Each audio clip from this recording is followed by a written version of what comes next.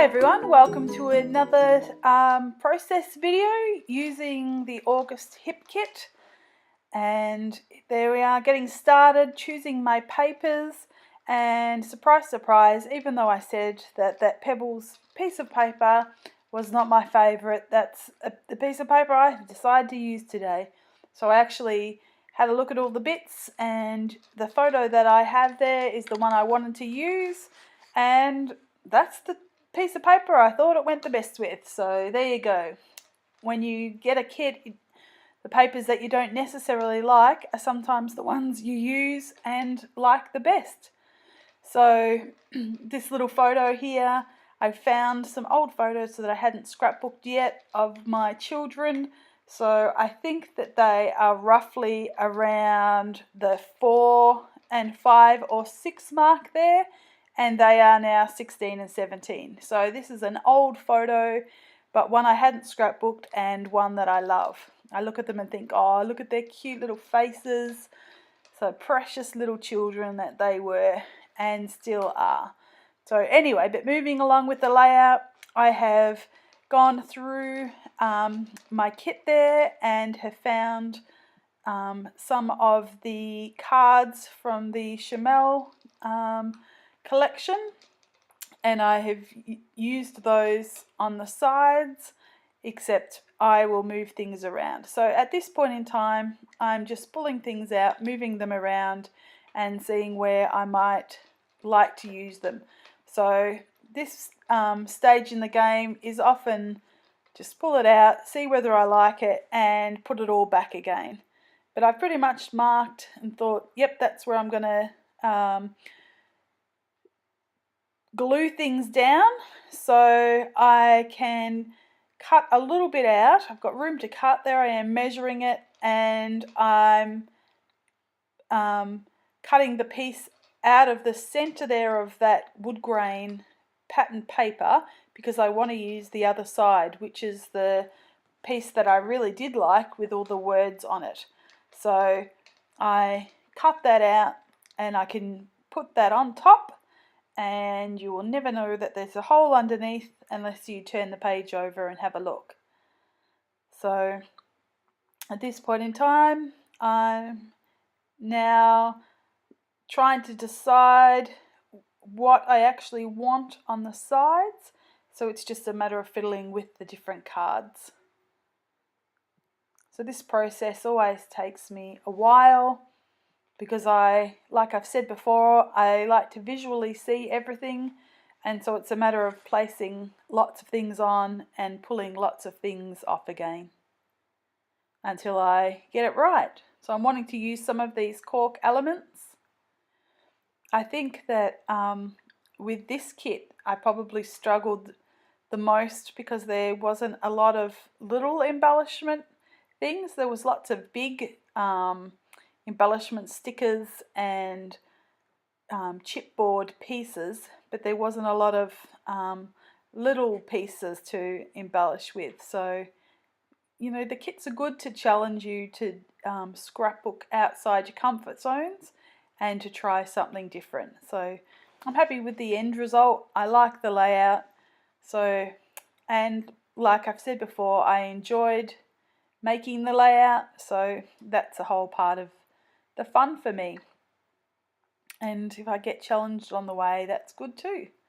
So as you can see, I've got that map paper there, so that's just adding a nice touch of blue and pink popping out from underneath the photo, because my son has blue pajamas on there, and of course my daughter has a pink nightie, a little Tinkerbell nightie. It's been a long time since she's worn a little pink Tinkerbell nightie.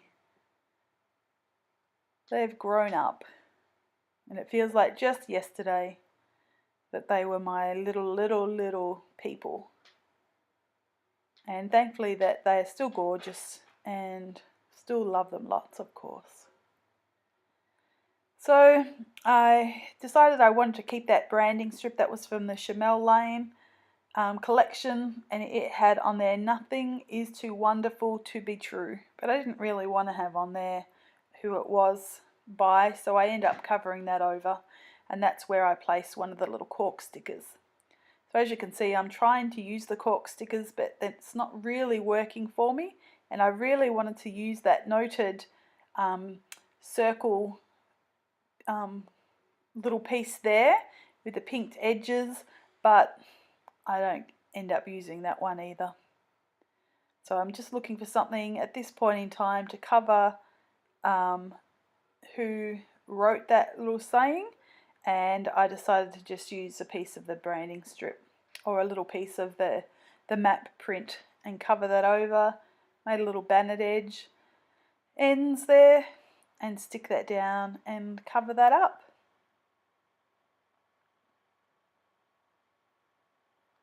So, and that's where one of the cork elements went, so it was good to be able to use those.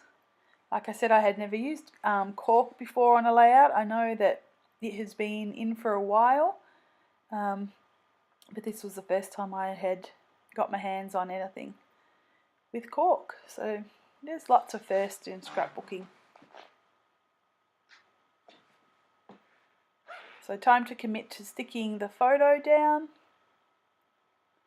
It's where I want to put it, and using the little Chamel chipboard stickers there for the corners, frames of the photo.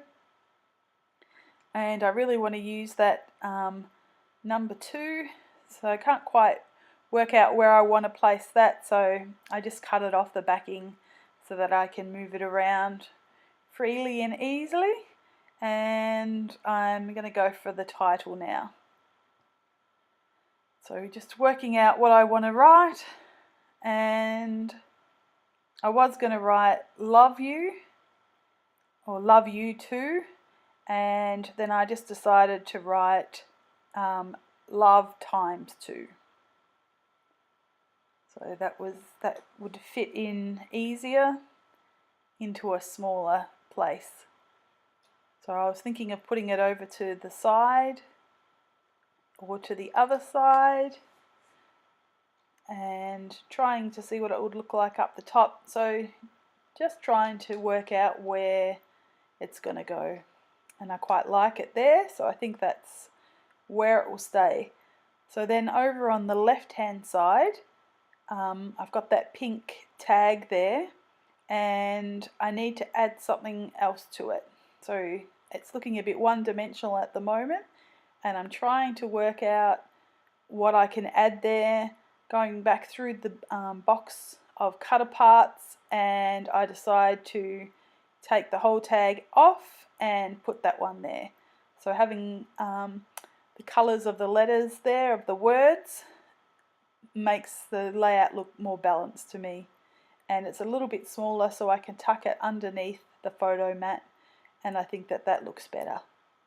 So now it's just a matter of adding a few little pieces, embellishment pieces there. So now I can add another one of those cork stickers, and that little clothespin, or the peg that we call them here in Australia.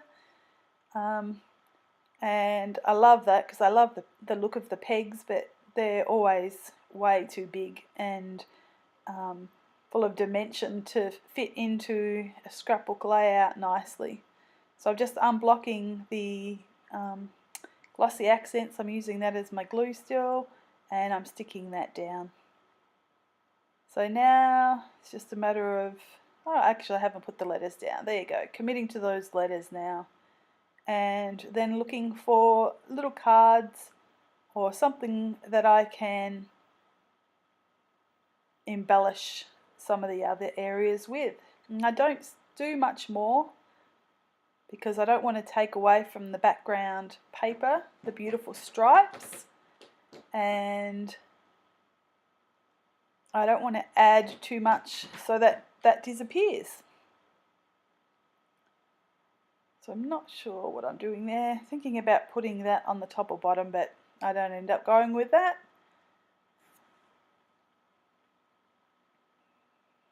And just pushing some elements around. And that looks like a good place for that wood veneer arrow. And I did play around with putting some of the stars up at the top right, but I changed my mind about that, as they were all a little bit non-matching, so that didn't really work for me. So I'm just looking through that collection box there and looking to see if there's anything else that would work for me. I love working out of those little boxes, quick to clean up, and everything is contained. Otherwise I would end up spilling them all over the floor. The plastic bags end up popping and I can never see what I'm looking for. So inside those little boxes, they're really awesome because they hold a lot and I can hunt through and move it all around and not lose half of it on the floor. I just make a big mess on the area that I'm working on. So I found a few little pieces to tuck in that right hand side, and I found that little number 2 inside the box, so that was applicable because I have 2 children, so 1 boy and 1 girl. People always thought that they were twins, so my girl is older, but my boy has always been really tall, so most of their life they've been the same height. So in photos, or when we've seen them out, been out in public, people always ask, are they twins? So I know there's 20, I think there's 20 or 21 months actually between the both of them, so they're not twins, but they're best friends and they look like they could be. Except for now my son is like 6'4" at 16, so he's much taller than her. So now they usually just ask if they're boyfriend and girlfriend, which the kids are like, ooh, no, yuck. So that's quite funny.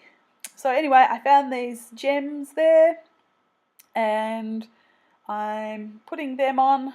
I wanted to bring a little bit of that turquoise in from the number 2 and the little spot strip that I've got under the layout.